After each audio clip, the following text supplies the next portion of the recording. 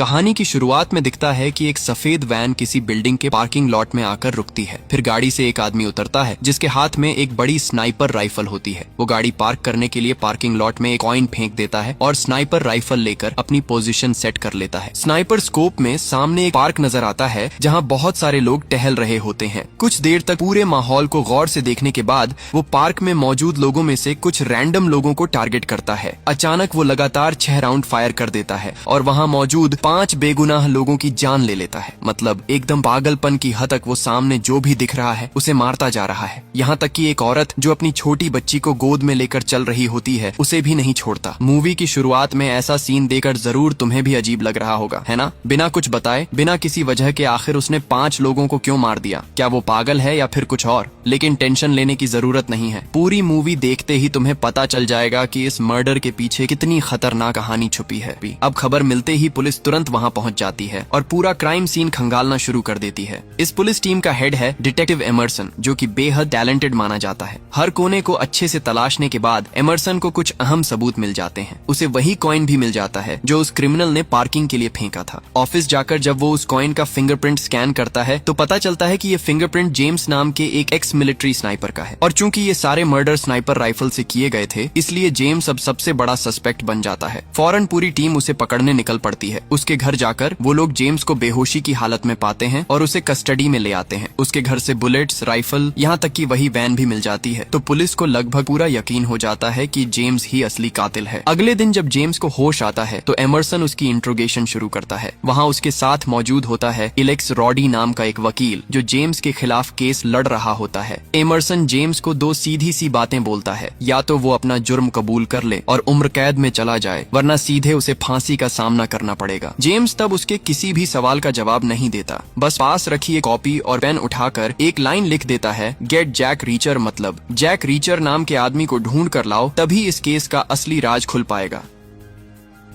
यहाँ साफ नजर आता है कि जिसने उन 5 लोगों को स्नाइपर से मारा था वो और जेम्स एक ही इंसान नहीं है। यानी उसे बड़ी चालाकी से इस पूरे केस में फंसाया जा रहा है। क्योंकि सारे सबूत उसके खिलाफ हैं, इसलिए सिर्फ जैक रीचर ही उसे इस मुसीबत से निकाल सकता है। अब सवाल ये है, आखिर ये जैक रीचर है कौन? एमरसन रिसर्च करके पता लगाता है कि जैक रीचर एक एक्स मिलिट्री पुलिस ऑफिसर है। जितना बहादुर उतना ही ब्रिलियंट। स्नाइपिंग और कॉम्बैट फाइट दोनों में उसकी स्किल टॉप लेवल की थी। उसकी इन्वेस्टिगेशन पावर इतनी घातक थी कि आर्मी में रहते हुए उसने ऐसे ऐसे केस सॉल्व किए जिनके राज किसी और के बस की बात नहीं थे। लेकिन आर्मी में कुछ चलते उसका रैंक कैप्टन से घटाकर मेजर कर दिया गया और ठीक 2 साल बाद वो ऐसे गायब हो गया कि कोई भी उसके बारे में कोई रिकॉर्ड तक नहीं ढूंढ पाया। तब से लेकर आज तक जैक रीचर कहाँ है, जिंदा है भी या नहीं, किसी को भी कोई जानकारी नहीं है। ये सब सुनकर एलेक्स काफी टेंशन में पड़ जाता है और एमरसन से कहता है कि चाहे जैसे भी हो जैक रीचर को ढूंढना ही होगा। तब एमरसन बताता है कि हम उसे तभी ढूंढ पाएंगे जब वो खुद चाहेगा हमारे सामने आने के लिए। मतलब समझ ही रहे हो, जैक रीचर कोई मामूली एक्स आर्मी नहीं है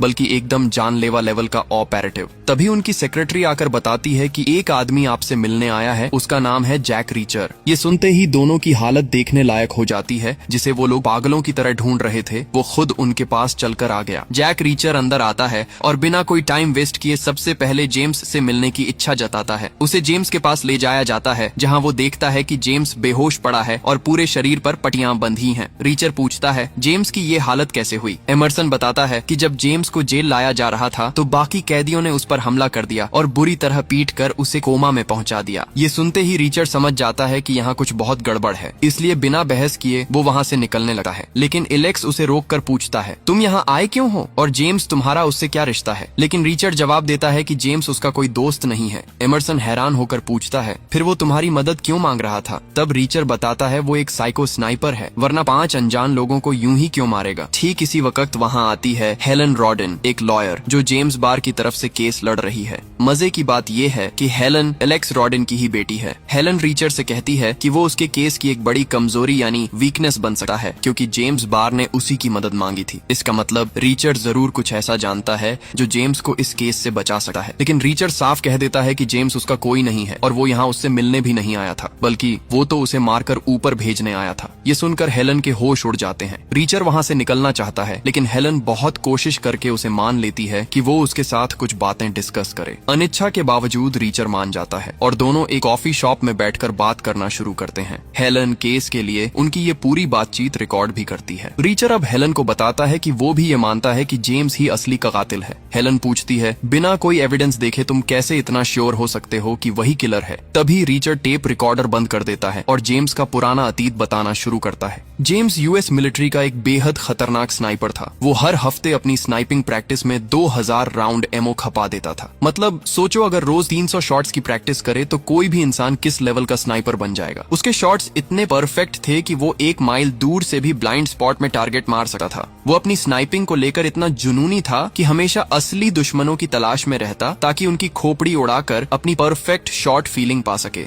आखिर एक दिन उसका सपना पूरा होने जैसा लगा। उसे इराक मिशन पर भेजा गया। उसने सोचा कि अब तो उसे रियल ह्यूमन टारगेट्स मिलेंगे, लेकिन वहां जाकर पता चला कि उसे तो सिर्फ नॉर्मल लोगों पर नजर रखने की जिम्मेदारी मिली है, किसी पर गोली चलाने का नहीं। लगातार 2 साल तक वो रोज इंतजार करता रहा कि शायद कोई टेररिस्ट उसके सामने आएंगे ताकि वो अपनी स्नाइपर राइफल का असली इस्तेमाल कर सके, लेकिन वहां कभी कोई दुश्मन आया ही नहीं। एक भी किल न करके जेम्स अंदर ही अंदर टूटने लगा। उसकी तरह के एक प्रोफेशनल और जुनूनी स्नाइपर के लिए ये चीज बेहद दर्दनाक थी। इसलिए जेम्स ने तय किया कि वो एक बड़ा क्राइम करेगा। अपनी फ्रस्ट्रेशन निकालने के लिए उसने 4 रैंडम लोगों को अपनी स्नाइपर राइफल से मार गिराया। इस अनडिसिप्लिन्ड किल की वजह से उसका कोर्ट मार्शल किया गया और इस केस की पूरी इन्वेस्टिगेशन की जिम्मेदारी उस समय जैक रीचर को दी गई थी। इन्वेस्टिगेशन में रीचर को पता चला कि जिन 4 लोगों को जेम्स ने मारा था वो उसी दिन एक गैंग रेप करके लौट रहे थे। यह बात जेम्स खुद भी नहीं जानता था। तो जब सच बाहर आया कि उसने 4 बलात्कारियों को मारा था, इस केस में उसके खिलाफ के आरोप काफी कमजोर पड़ गए और रीचर की मदद से जेम्स सज्जा से भी बच गया। लेकिन इतनी कहानी सुनने के बाद भी हेलन जेम्स को दोषी मानने को तैयार नहीं होती। उसकी नजर से सोचने पर कुछ बातें जेम्स के पक्ष में भी जाती हैं। वो रीचर से पूछती है, पिछली बार तो जेम्स ने अपना गुनाह खुद कबूल कर लिया था, तो इस बार वो ऐसा क्यों नहीं कर रहा? वो चाहती है कि रीचर उसकी मदद करे ताकि जेम्स को एक फेयर जस्टिस मिल सके, लेकिन रीचर उसकी किसी भी बात को स्वीकार नहीं करता। बस एक सिंपल थैंक यू कहकर बस में बैठ जाता है घर लौटने के लिए। हेलन बुरी तरह निराश हो जाती है, क्योंकि अगर रीचर उसकी मदद नहीं करेगा तो इस केस में जीतना उसके लिए लगभग नामुमकिन हो जाएगा। दूसरी तरफ रीचर के दिमाग में भी लगातार बातें घूमने लगी हैं। सच में अगर कोई ट्रेनड आर्मी स्नाइपर क्राइम करना चाहे तो क्या वो ऐसे कच्चे ढंग से सारी प्रूफ वहीं छोड़कर चला जाएगा? और अगर वो वाकई सिर्फ अपनी फ्रस्ट्रेशन निकालने के लिए लोगों को मारना चाहता तो क्या वो खुद पुलिस के हाथों पकड़े जाने का इंतजार नहीं करता?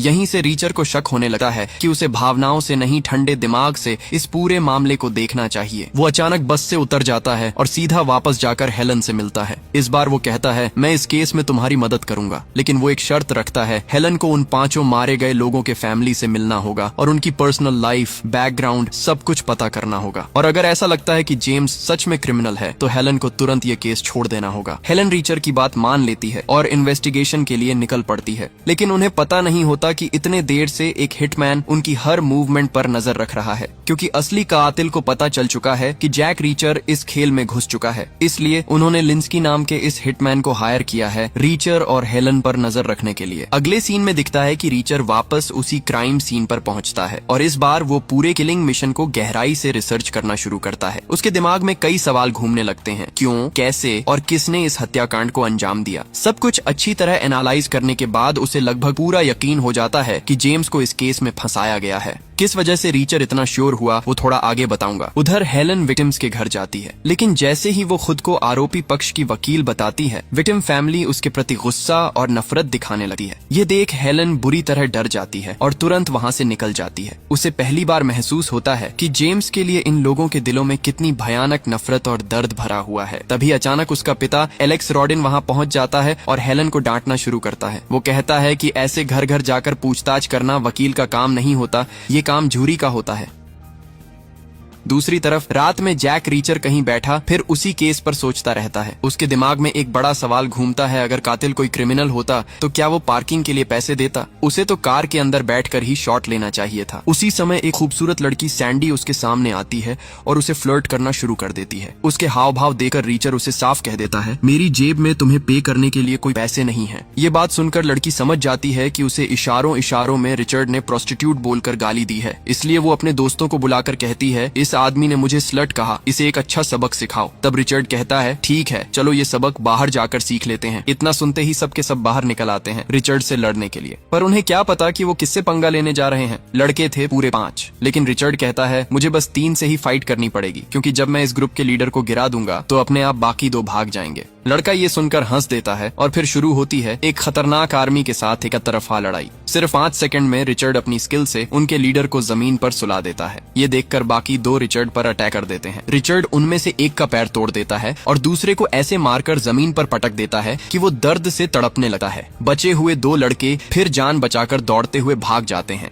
लेकिन ठीक उसी परफेक्ट टाइम पर पुलिस आ पहुंचती है और रिचर्ड को वायलेंस के आरोप में थाने ले जाया जाता है। रिचर्ड के पकड़े जाने की खबर पाते ही हेलन वहां पहुंचती है उसे छुड़ाने के लिए। क्या हुआ ये जानना चाहती है तो रिचर्ड बताता है कि वो लड़की उस पर गिर पड़ी और झगड़ा करने आई थी। उसे पूरा यकीन है कि किसी ने उन्हें मारने के लिए भेजा था। रिचर्ड आगे बताता है कि उसी दिन ब्रिज पर भी किसी ने उसका पीछा किया था। फिर रिचर्ड हेलन से पूछता है, तुमने विक्टिम्स के बारे में क्या पता किया? हेलन सब कुछ विस्तार से बताती है। उस दिन पार्क में मौजूद सभी विक्टिम्स किसी न किसी काम से वहाँ से गुजर रहे थे। कोई अपने पति के लिए गिफ्ट लेने, कोई अपने बच्चे के बेसबॉल गेम के टिकट लेने, लेकिन दुर्भाग्य से उनका नंबर आ गया और उन्हें इस स्नाइपर के हाथों मारना पड़ा। सारी इन्फॉर्मेशन सुनकर रिचर्ड कहता है कि इन 5 में से कोई न कोई असली टारगेट जरूर होगा, क्योंकि यहाँ मौजूद हर किसी की बैकग्राउंड स्टोरी ज्यादा इंटरेस्टिंग नहीं थी सिवाय ओनली आर्चर नाम की महिला के। आर्चर की कहानी रिचर्ड को बहुत इंटरेस्टिंग लगी। उसका पति एक बड़ा कंस्ट्रक्शन बिजनेस चलाता था, लेकिन अचानक उसके पति की मौत हो गई और आर्चर को पूरा बिजनेस का उत्तराधिकार मिल गया। उसके पास विकल्प था कि वो इस बिजनेस को बेच दे, लेकिन अपने पति के प्रति प्यार और सभी दबावों को नजरअंदाज करते हुए उसने ये निर्णय लिया कि वो कंपनी नहीं बेचेगी। शायद इसी वजह से उसे अपनी जान गंवानी पड़ी। लेकिन हेलन कहती है कि सिर्फ थ्योरी से काम नहीं चलेगा, इस केस को जीतने के लिए प्रूफ चाहिए और उनके पास अभी तक कोई भी एविडेंस नहीं है। तब रिचर्ड कहता है, तुम जेम्स के सारे पर्सनल डिटेल्स जुटाने की कोशिश करो। वो कहाँ जाता था, किन लोगों से मिलता था, सब कुछ तुम्हें पता चल जाएगा। अगर तुम उसके बैंक और क्रेडिट कार्ड के स्टेटमेंट चेक कर सको तो और भी मदद मिलेगी। इतना कहकर रिचर्ड हेलन को उस दिन के लिए विदा कर देता है। दूसरी तरफ हिटमैन लिंस्की असली किलर से मिलने आता है। ये असली किलर है चार्ली, जिसने अकेले 5 लोगों की हत्या की थी। लेकिन उसे वहां बुलाने का कारण सिर्फ ये था कि उसे रिचर्ड पर नजर रखने के लिए भेजा गया था। लेकिन यह लड़का चालाकी दिखाकर रिचर्ड पर हमला कर देता है, जिससे रिचर्ड को साफ समझ में आता है कि उसे कोई फॉलो कर रहा है। वहीं हम देखते हैं जैक नाम के एक बुजुर्ग आदमी को, जो इस पूरी कहानी का मेन मास्टरमाइंड है।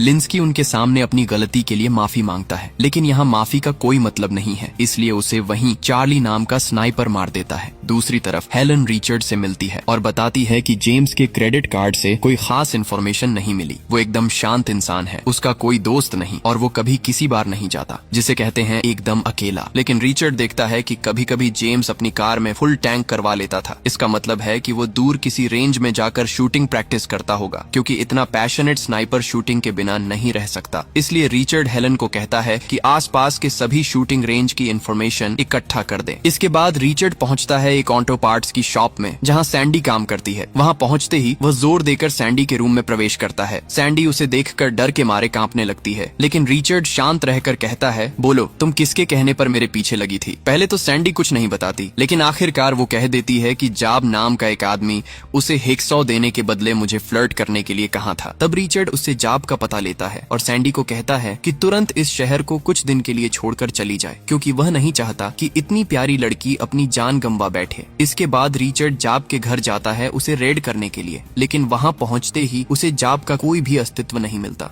घर की हालत पूरी तरह से तबाह नजर आती है। साफ दिख रहा था कि यहाँ कुछ दिनों पहले कोई बड़ी घटना हुई थी। इसी बीच स्नाइपर के लोग जान चुके थे कि रिचर्ड पहले ही जाब के घर तक पहुंच गया है, इसीलिए 2 लोगों को भेजा जाता है रिचर्ड को खत्म करने के लिए। लेकिन रिचर्ड कोई आम आदमी नहीं है कि किसी ने कहा और उसे मार दिया जाए। अचानक पीछे से एक आदमी आता है और रिचर्ड के सिर पर वार करता है। रिचर्ड देखता है कि उसके सामने 2 लोग रॉड लेकर खड़े हैं। तब रिचर्ड होश में आता है और अपनी खतरनाक कुशलताओं का इस्तेमाल करते हुए दोनों को हड्डी तोड़ने लग जाता है। एक समय पर वो एक को जमीन पर पटकता है और दूसरे के सिर पर मारते हुए दोनों को कोमा में पहुंचा देता है। तभी पीछे से एक और आदमी रिचर्ड के सिर पर पिस्टल तान देता है। जैसे ही वो गोली चलाने वाला होता है, रिचर्ड तुरंत उसका हाथ पकड़ लेता है। रिचर्ड ने उसे ऐसे पकड़ लिया कि आदमी दर्द से तड़पने लगा है। रिचर्ड उससे पूछता है, जाब कहाँ है? उस आदमी को सिर पर चोट लगी थी, लेकिन सच में वो कहता है, मुझे नहीं पता अब वो कहाँ है। इसके बाद रिचर्ड अपनी कार लेकर वहां से निकल जाता है, लेकिन जल्दी ही एक और कार उसका पीछा करने लगती है। रिचर्ड फिर हेलन से मिलता है और कहता है, मुझे पूरा यकीन है कि जेम्स एक 100% निर्दोष है। उसकी इन्वेस्टिगेशन के अनुसार जेम्स एक सुपर स्नाइपर है। ऐसे में वो कभी भी उस जगह से फायरिंग नहीं करेगा जहां सीधे सूरज की रोशनी उसकी आंखों में पड़ती हो। लेकिन ये शॉट्स ऐसी जगह से लिए गए थे जहां सूरज की रिफ्लेक्शन सीधे उस पर पड़ रही थी। इसके अलावा जेम्स इतना बेवकूफ नहीं कि पार्किंग के लिए पहले कॉइन फेंके और फिर शॉट ले। अगर वो चाहे तो दूर ब्रिज पर जाकर कार में बैठ